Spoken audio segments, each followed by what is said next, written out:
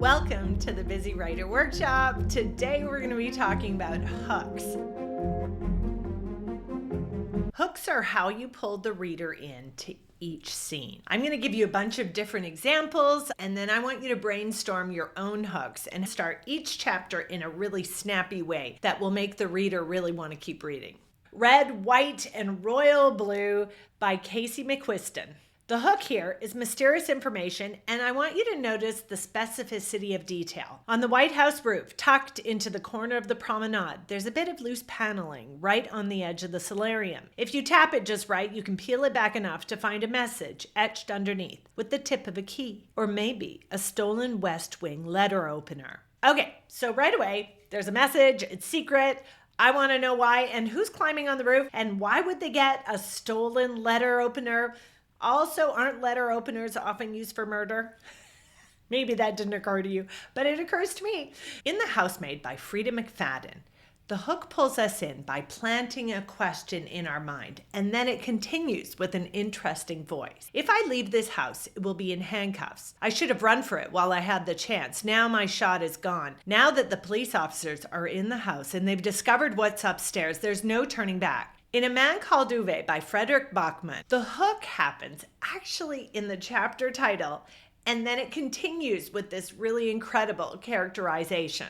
Let's look. A man called Uwe buys a computer that is not a computer. So right away we're wondering, what? Uwe is 59. He drives a Saab. He's the kind of man who points at people he doesn't like the look of as if they were burglars, and his forefinger a policeman's flashlight. He stands at the corner of a shop where owners of Japanese cars come to purchase white cables. Uwe eyes the sales assistant for a long time before shaking a medium-sized white box at him. So this is one of those OPADs, is it? He demands. In Shatter Me by Tahira Mafi, the hook is both danger and specific details. It makes us curious. I've been locked up for 264 days. I have nothing but a small notebook and a broken pen and the numbers in my head to keep me company.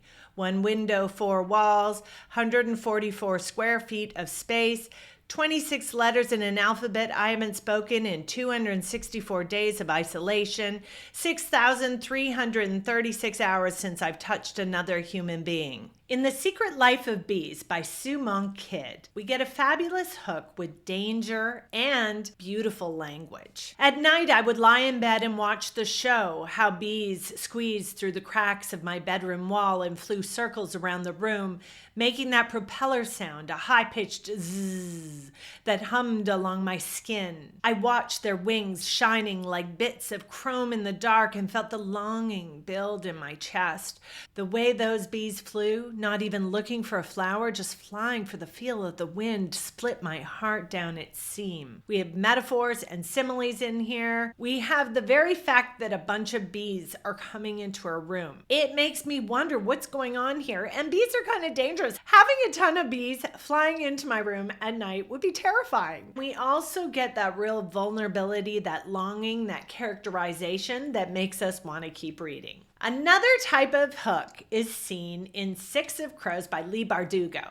Humor can be a hook. We also have beautiful language in here. Let's take a look. Joost had 2 problems, the moon and his mustache. Okay, so first we have 2 odd things put together. They're mismatched, and so it's kind of funny, sets an interesting tone. And we have the alliteration of moon and mustache. He was supposed to be making his rounds at the Hode House, but for the last 15 minutes, he'd been hovering around the southwest wall of the gardens, trying to think of something clever and romantic to say to Anya. If only Anya's eyes were blue like the sea or green like an emerald. Instead, her eyes were brown, lovely, dreamy. Melted chocolate brown? Rabbit fur brown? Just tell her she's got skin like moonlight, his friend Peter had said. Girls love that. First of all, rabbit fur brown, I'm not sure any girl would like that. And also, hilarious that the friend is giving him advice. So we're like kind of into this friendship, and we keep reading. Hunger Games starts in such a powerful way. We immediately get danger and, again, sense of touch. When I wake up, the other side of the bed is cold.